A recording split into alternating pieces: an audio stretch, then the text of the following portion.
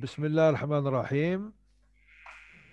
Donc, bonjour tout le monde, chers amis, chers collègues. Donc, toujours dans le cadre de nos formations Meet the Experts. Aujourd'hui, c'est les lectures A2 Lectures. Nous allons donc voir les dernières recommandations de l'European Society of Cardiology en matière de cardiopathie congénitale de l'adulte et qui sera présentée par nos amis, euh, nos résidents, donc Jali, Benouaret et Mansouri. Nous avons le plaisir d'avoir avec nous le docteur Sari, cardiopédiatre connu, une référence en cardiopédiatrie, qui va un petit peu à la fin essayer de coordonner tout ça. Donc, sans plus tarder, je vous donne la parole et vous avez à peu près une heure et quart. Après, on va poser des questions à la fin, hein. Je pense que c'est ça, Jali, hein. On laissera à la fin les questions, hein. Oui, voilà. Aya, oula, Benoît, c'est qui commence? C'est Mansouri. Aya Mansouri, attikli Allah. Aya, bismillah. Bonsoir à tous. On va discuter ensemble les cardiopathies congénitales chez l'adulte en sélectionnant quelques cas cliniques qu'on a confrontés durant notre pratique quotidienne au service. Donc, ces nouvelles recommandations 2020. Donc, ces nouvelles recommandations 2020 sur la prise en charge des cardiopathies congénitales chez l'adulte sont très attendues puisque les précédentes remontent à 10 ans. Donc, il y a énormément de modifications en fonction des publications ces dernières années, surtout ce qui concerne les approches thérapeutiques interventionnelles. La première modification qu'on a constatée dans ces nouvelles recommandations de l'ESC 2020, c'est le changement de l'acronyme. Puisque ces patients ne sont auparavant des GUSH, Girth Upper Congenital Heart Disease, maintenant c'est Adult Congenital Heart Disease, car ces patients ne sont plus des pédiatriques en croissance, mais sont des adultes, voire des âgés. Et on sait que plus de 90% des nouveau-nés avec des cardiopathies congénitales survivent à l'âge adulte et la plupart ne peuvent pas être considérés comme guéris et la prise en charge dure toute la vie, de la réparation de l'enfance à la transition à l'âge adulte, au désir de grossesse et la prise en charge de complications spécifiques à chaque cardiopathie congénitale, telles que les troubles rythmiques, l'insuffisance cardiaque, le risque de mort subite et ainsi de suite. Et si on voit les données épidémiologiques, on voit que la courbe en jaune de la cardiopathie, de l'espérance de vie de la population congénitale par rapport à la population générale en noir, on voit qu'au fil des années, on rejoint progressivement la courbe de survie de la population générale avec une mortalité infantile qui est nettement moins importante.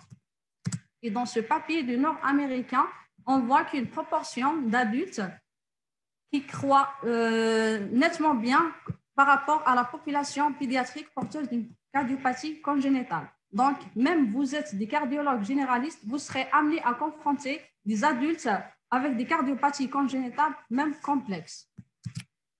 La deuxième modification, on sait tous qu'on est devant un domaine très vaste et très complexe avec un nombre quasi infini de variations et de complexité anatomique. Et par les conséquences physiologiques, il est vraiment difficile pour les cliniciens d'analyser et d'écrire correctement les cardiopathies congénitales et une nécessité absolue de parler le même langage et d'unifier le processus diagnostique et pour être en concordance avec la littérature internationale devant l'augmentation de l'âge des patients.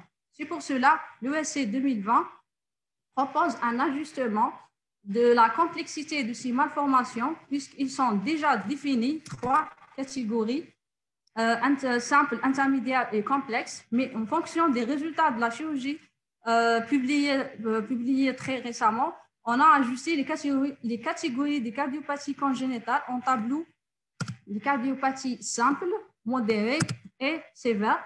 Ils sont listés par ordre alphabétique que vous pouvez consulter après. On laisse Dr. Boumed présente le premier cas clinique. Assalamu alaikum. Je commence par la cardiopathie congénitale la plus fréquente et la plus simple. Donc, il s'agit d'une jeune femme âgée de 35 ans, sans antécédents particuliers, qui consulte à notre niveau pour une dyspnée d'effort, À l'examen physique, donc c'est une patiente en bon état général, pas de signe d'insuffisance cardiaque droite, pas de signe d'insuffisance cardiaque gauche. Par contre, à l'auscultation cardiaque, on a trouvé un souffle systolique éjectionnel au niveau du bord gauche du sternum. Le bilan biologique de la patiente est correct. À l'ECG, on a trouvé un aspect de BID avec un rythme sinusal et régulier. L'échographie transthoracique montre une cardiomégalie. Et l'échographie, on a réalisé une échographie. Je vous laisse quelques secondes pour voir les boucles.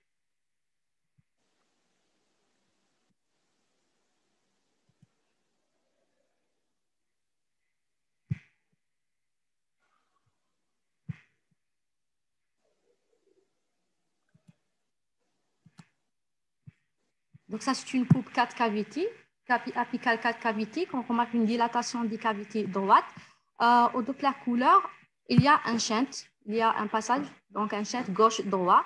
Et au niveau de la coupe sous-costale, BK, on voit bien le défect de septale centrale. Ça, c'est l'oreillette droite, l'arrivée des 20 caves supérieures et l'inférieure, et l'oreillette gauche. Et on voit bien le shunt au Doppler couleur. Donc, il s'agit d'une communication interauriculaire du type ostium secundum et il y a une dilatation modérée des cavités droites. Donc, je commence par un petit rappel anatomique embryologique pour mieux comprendre la SIA. Sur le plan embryologique, la septation atréale se commence vers la 5e semaine de la vie embryonnaire. À ce stade-là, le cœur est composé d'un tube primitif. On a un seul ventricule unique, une seule jonction auriculo-ventriculaire et l'oreillette primitive. On s'intéresse à la septation atréale. Donc, vers la 5e semaine de la vie embryonnaire, il y a l'apparition d'un septum qui est fin. Et le premier septum, c'est le septum prémon, à partir du toit de l'oreillette et qui va descendre vers la jonction auriculo-ventriculaire et qui va délimiter avec cette dernière un passage, c'est l'ostium prémon. Avant, ça c'est une vue en profil, on voit bien le septum prémon, la jonction auriculo-ventriculaire et le passage, le vide entre les deux, c'est l'ostium prémon. Et avant la fermeture du ostium prémon par la croissance du septum prémon vers le bas et les bourgeons endocardiques de la jonction auriculo-ventriculaire vers le haut, il y a l'apparition des fenestrations au niveau de la partie haute du septum prémon. Ces fenestrations, c'est l'ostium secundum et qui va créer une deuxième communication entre les deux oreillettes avant la fermeture de l'ostium prémon.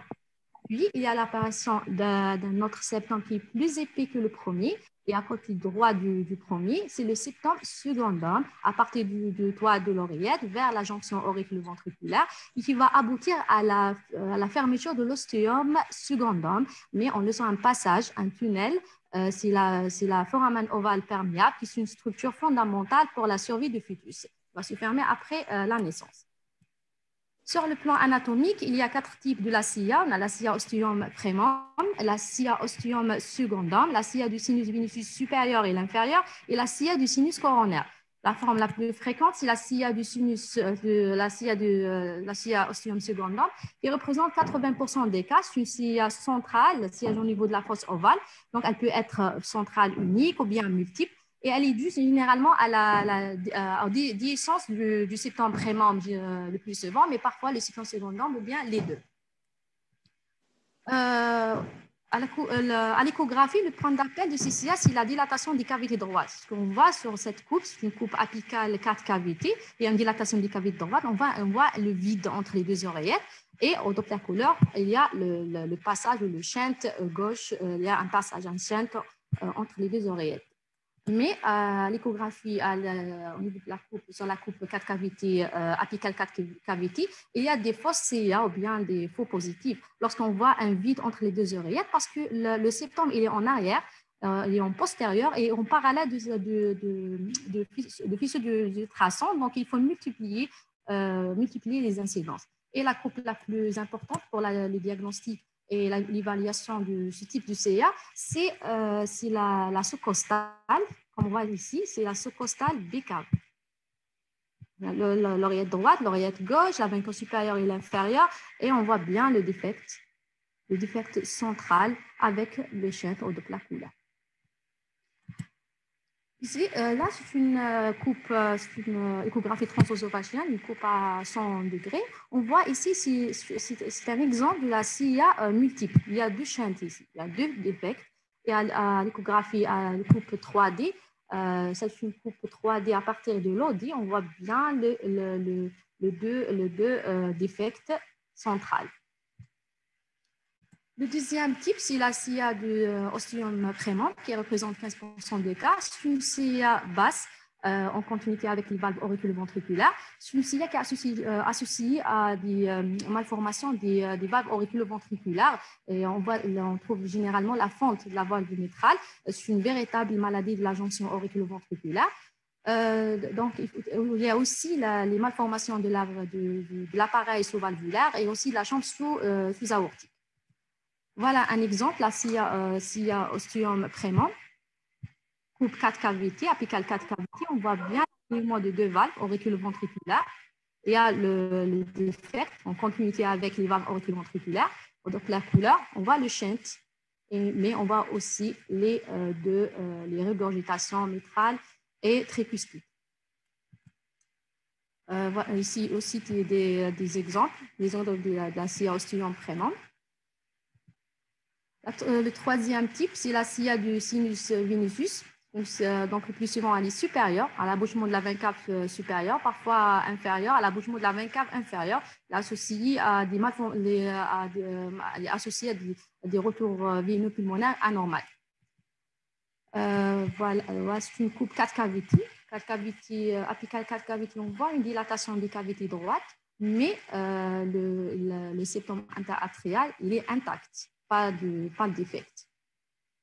Il faut multiplier les incidences. Ça, c'est une coupe sous-costale, des caves.